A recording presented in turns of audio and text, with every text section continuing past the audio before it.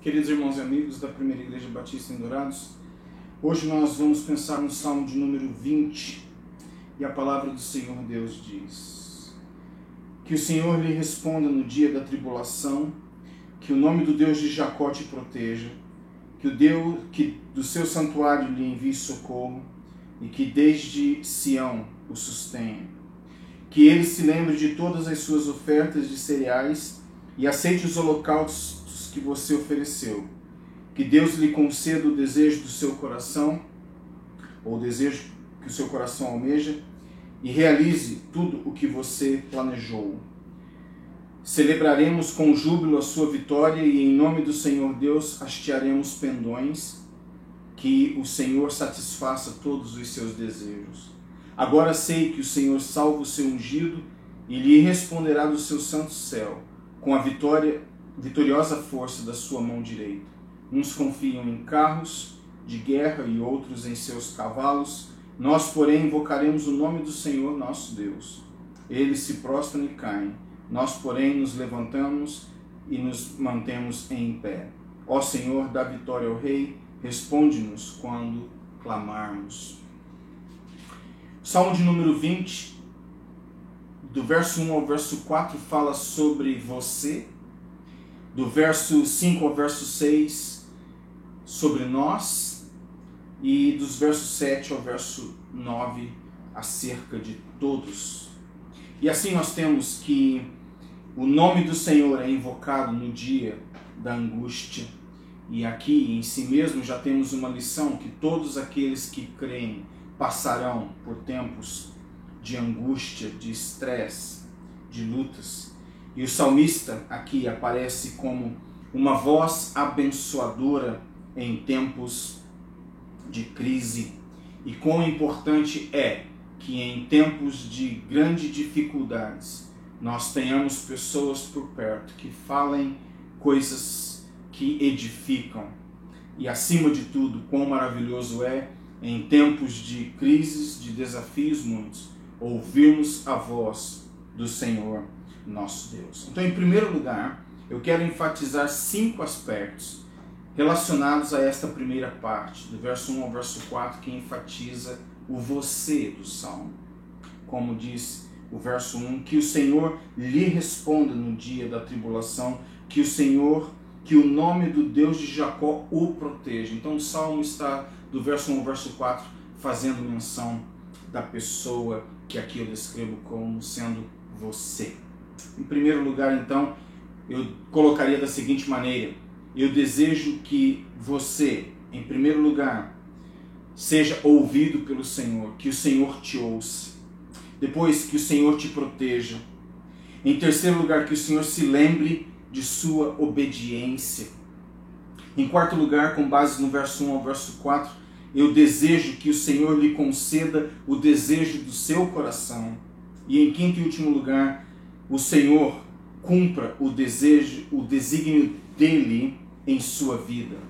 Então eu, com base nos versos 1 ao verso 4, identifico estes 5 desejos que o salmista tem para com o próximo. Aquilo que eu desejo para você. Primeiro, que o Senhor te ouça. Segundo, que o Senhor te proteja. Que o Senhor se lembre da sua obediência. Que o Senhor lhe conceda o desejo do seu coração e que o Senhor cumpra o desígnio dele em sua vida. E isto aponta para um relacionamento que é vivo, um relacionamento que é relevante. Mas vamos para a segunda parte dos Salmos, versos 5 ao verso 6, como eu disse, aquela parte que trata do nós. E agora então, eu falaria também sobre 5 aspectos que eu aprendo com o salmista neste quesito intitulado nós. Eu desejo que eu coloco desta maneira em minha meditação, eu desejo que nós nos alegremos na salvação do Senhor. Por exemplo, com base no verso 5, celebremos com júbilo a sua vitória e em nome do nosso Deus hastearemos pendões, que o Senhor satisfaça todos os seus desejos. Então, em primeiro lugar, eu desejo que nós nos alegremos na salvação do Senhor. Segundo, que nós nos coloquemos numa situação de louvá-lo em tudo, em todas as circunstâncias. Terceiro, eu desejo que nós nos encontremos numa posição privilegiada de termos nossas orações respondidas.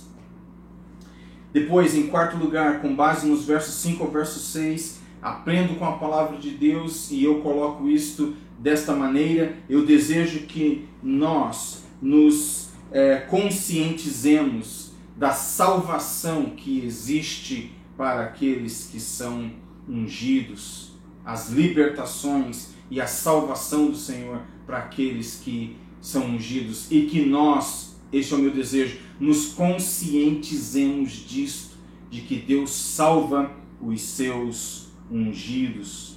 E assim nós temos, com base no verso 6, agora sei que o Senhor salva o seu ungido e lhe responderá do seu santo céu com a vitoriosa força da sua mão direita. Então, em último lugar, com base nos versos 5 ao verso 6, eu desejo que nós nos asseguremos da força salvadora celestial em tempos de crise, que nós experimentemos todas estas questões. E isso tem a ver com recebimento. Recebermos do Senhor esta salvação, recebermos do Senhor a segurança de louvá-lo em todas as situações, que recebamos do Senhor o privilégio da oração respondida, que nós tenhamos do Senhor a salvação para os seus ungidos de uma maneira consciente, de estarmos certos de que isso é um privilégio de todo aquele que crê, que nós então recebamos a salvação celestial, a intervenção que nos assegura dessa salvação celestial em tempos de crise, não somente hoje, mas para toda a eternidade. Então, a primeira parte eu terminei dizendo sobre relacionamento, a segunda parte tem a ver com recebimento, recebermos do Senhor todas estas coisas. E em terceiro e último lugar, com base nos versos 7 ao verso 9, eu desejo que todos façam a opção correta nas crises. Em momentos de angústia, que nós façamos as decisões corretas. O meu desejo é que todos entendam que ações, elas têm reações. Em terceiro lugar, eu desejo que todos conheçam a pessoa do Senhor e com ele se identifiquem. Eu quero não somente que nós conheçamos, mas que todos conheçam e com o Senhor Deus se identifiquem. Eu também desejo que todos permaneçam em posição de honra. Não somente eu quero honra para a minha vida, mas eu quero que outros, eu quero que o meu próximo seja honrado diante de Deus e diante dos homens, na presença de Deus acima de todas as coisas. Eu desejo que todos sejam alcançados pela salvação do Senhor.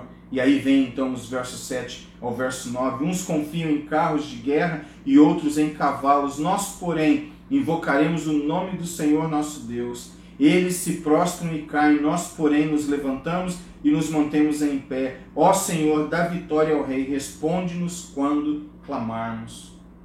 E Charles Spurgeon, no seu comentário sobre o Salmo de número 20, ele fala acerca de um Nicholas Bound, que em 1604, durante um tempo de muita angústia onde vivia, ele pregou o Salmo 20, verso 7, que diz: uns confiam em carros de guerra e outros em seus cavalos. Nós, porém, invocaremos o nome do Senhor nosso Deus. Esta foi uma fase para Nicholas Bound de grande aflição, de grande angústia, de grande número de pessoas doentes ao seu redor, assim como nós temos vivido esta época de pandemia. E o título do sermão de Nicholas Bound, em 1604, com base no Salmo 20, verso 7, foi Medicamentos para a Praga.